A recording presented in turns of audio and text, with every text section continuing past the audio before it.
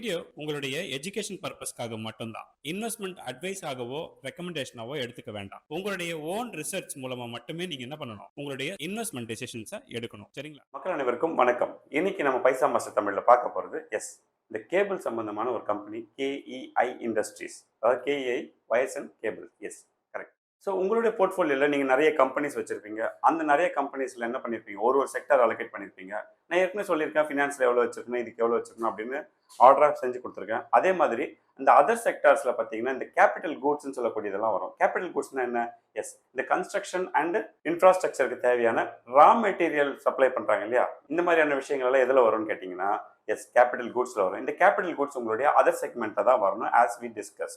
அந்த வகையில் நீங்கள் இந்த கம்பெனியை உங்கள் போர்ட்ஃபோலியோவில் வைக்கணுமா வேணாமாங்கிறத இந்த வீடியோ ஃபுல்லாக கண்டினியூ பண்ணுங்கள். ஸோ தட் உங்களுக்கு ஒரு ஐடியா கிடைக்கும்.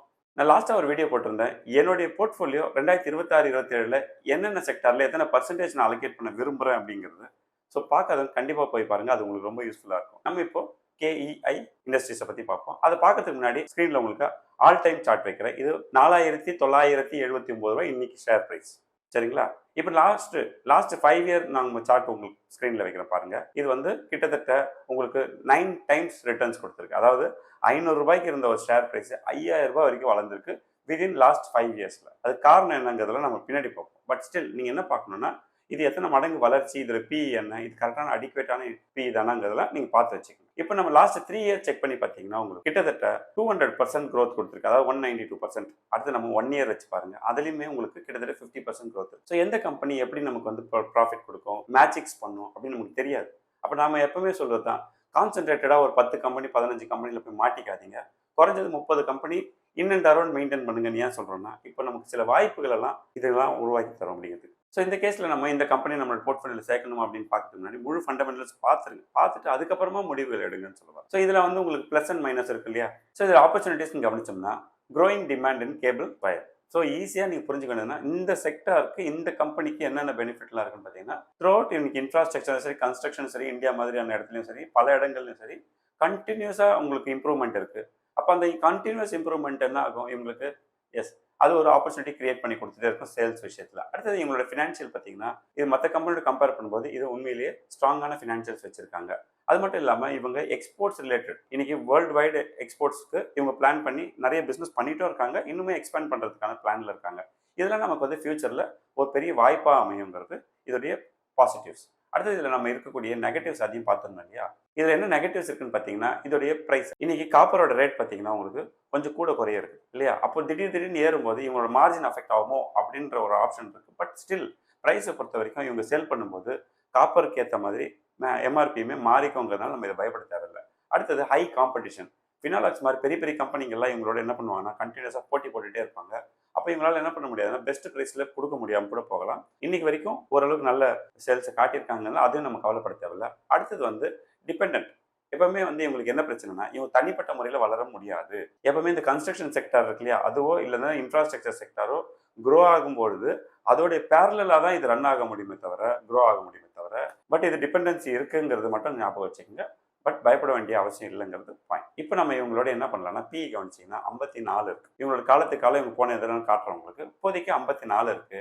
இதில் உங்களுக்கு ஏர்னிங் பர் ஷேர் 90 இருக்கு. அதாவது டிடிஎம் சொல்கிறேன், டிடிஎம் 90 இருக்கு. இதோடைய புக் வேல்யூ பார்த்தீங்கன்னா 647 ரூபாய் இருக்கு. ஸோ இதெல்லாம் நீங்கள் பார்த்து வச்சுக்கோங்க, ஜஸ்ட் ஞாபகத்தை வச்சுக்கோங்க. இப்போ இந்த ஸ்க்ரீனில் லாஸ்ட் 5 இயர்க்கான ரெவென்யூ காட்டுறேன். அதுவும் பாருங்கள், கன்சிஸ்டண்ட்டாக ஒரு 5200 கோடி ரூபாயிலேருந்து கிட்டத்தட்ட 9000 சில கோடி ரூபாய் வரைக்கும் கன்சிஸ்டன்ட் க்ரோத் காட்டியிருக்காங்க.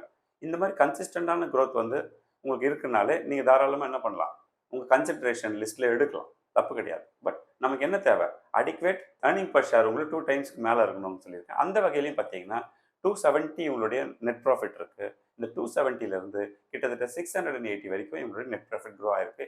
இதுவுமே ஒரு நம்ம எதிர்பார்க்கக்கூடிய அளவுக்கான க்ரோத் தான் அப்படிங்கிறத நீங்கள் பார்க்கலாம். இப்போது இந்த கம்பெனி நெட்வொர்த்துமே கன்சிஸ்டண்ட்டாக இருக்குங்கிறத மட்டும் பார்த்துக்குங்க.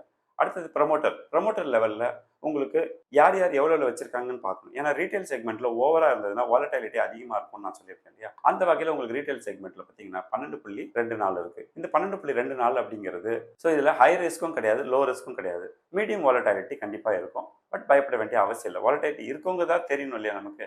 ஸோ அது எங்கேருந்து வருதுங்கிறது உங்களுக்கு ஒரு ஐடியா காட்டிட்டேன். இப்போ நான் என்ன பண்ணுறேன், இந்த கம்பெனியோடைய பேலன்ஸ் ஷீட் ஓப்பன் பண்ணி அதில் டெட்ஸ் கவனிச்சிங்கன்னா 0.21லேருந்து 0.04 குறைஞ்சிருக்குது. கவனிச்சிங்களா?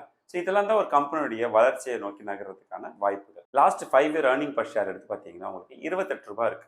ரூ. 28 இருந்து உங்களுக்கு எங்க வந்திருக்கு? ₹75 வந்திருக்கு. இப்ப நான் எதிர்பார்க்கக்கூடிய அந்த 2 டைம்ஸ் பாராமீட்டர் சாட்டிஸ்ஃபை ஆகுதா? எஸ், இது ஆகுது.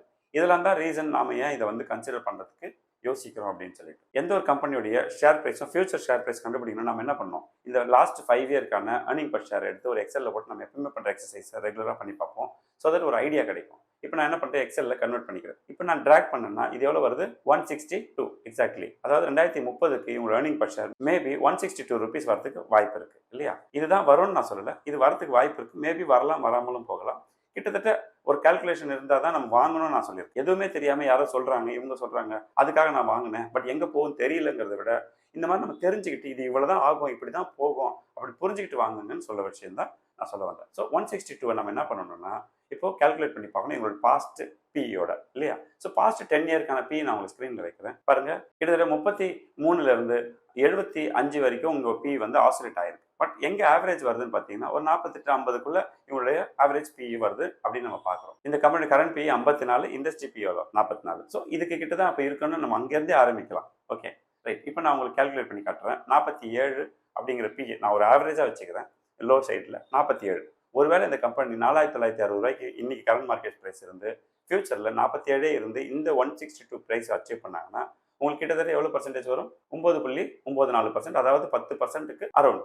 அப்போ இது என்னன்னா ஒரு ஃபிக்ஸ்ட் டெபாசிட்டோட பெட்டரான ரிசல்ட்டாக இருக்கு தெரியுது உங்களுக்கு. பட் இப்போ அடுத்து நம்ம இதோடைய ஆவரேஜ் பியிலேருந்து பார்ப்போம், மேட்ச் பண்ணி பார்க்கலாம். 57 இருந்துச்சுன்னா இது கிட்டத்தட்ட உங்களுக்கு 14.75 சிஹெச்ஆர் கொடுக்கறதுக்கு சான்சஸ் இருக்கு. அப்படின்னு ஒன்று நம்ம கால்குலேட் பண்ணி பார்க்கும்பொழுது நான் என்ன நினைக்கிறேன், உங்களுக்கு 67லாம் ஓவர் தான். இப்போ நான் அந்த பி வைக்கிறேன். 67லாம் வந்து வரும்னு நான் சொல்ல வரல, வந்தா ஏன்னா ஏற்கனவே காலத்துக்கு வந்திருக்குங்கிறதுனால சும்மா வச்சு பார்க்குறோம்.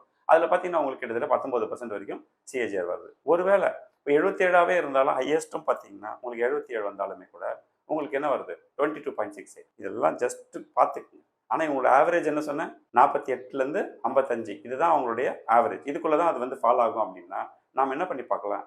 இந்த ப்ரைஸில் நம்ம வாங்கலாமா அப்படின்னா வெயிட் பண்ணும். ஏன்னா இது நம்ம அடிக்குவேட்டான ப்ரைஸாக இல்லாமல் கூட போகலாம். இப்போ மார்ச் ஏப்ரல் மே போயிட்டு இருக்கு. நாம இதை கன்சிடர் பண்ண எந்த ஸ்டேஜில் கன்சிடர் பண்ணலாம் அப்படின்னு பார்த்தீங்கன்னா ஒரு 4500 சரிங்களா? 4500 வரும்போது கன்சிடர் பண்ண ஸ்டார்ட் பண்ணலாம். பட் 4500 வருமானு எனக்கு தெரியாது. இன்னும் அரௌண்ட் வந்ததுன்னா நம்ம இதை கன்சிடர் பண்ணலாம். ஏன்னா 4500 வந்ததுனா தான் இன்னைக்கு இருக்கக்கூடிய ஒரு அளவுக்கு பி, இந்த ஆவரேஜ் பியோட உங்களுக்கு 55 நம்ம போட்டு பார்க்கும்பொழுது ஒரு 16% நமக்கு க்ரோத் வர வாய்ப்பு இருக்கு. இல்லைன்னா என்ன ஆகிடும்னா ரொம்ப அஃபெக்ட் ஆகிடும் உங்களோட க்ரோத். அதை நீங்கள் பார்த்துக்கணும். பட் இப்படியே தான் இந்த கம்பெனி போகணும்னு சொல்ல முடியாது. ஏன்னா மேஜிக்ஸ்லாம் நடந்திருக்கு. 280 கோடி ரூபாயிலேருந்து 680 கோடி ரூபாய் இந்த சேஞ்சஸ்லாம் காட்டியிருக்காங்க இல்லையா? ஸோ அதனால் நீங்கள் கொஞ்சம் எல்லாம் ஞாபகம் வச்சுக்கிட்டு இது மாதிரியான கம்பெனி உங்கள் போர்ட்ஃபோலியோ சேர்க்கலாமா வேண்டாமா அப்படிங்கிறத நீங்கள் முடிவு பண்ணுங்கள். ஓகே, கம்யூனிட்டியில் நிறைய பேர் ஜாயின் பண்ணியிருக்கீங்க. அத்தனை பேருக்கு நான் போர்ட்டல் லிங்க் கொடுத்துருக்கேன். போர்ட்டலுடைய யூசர் ஐடி பாஸ்வேர்டு எல்லாம் வந்திருக்கு. யார் யாருக்குலாம் வரலையோ மென்ஷன் பண்ணுங்கள் வாட்ஸ்அப்பில், நான் ரிப்ளை பண்ணுறேன்.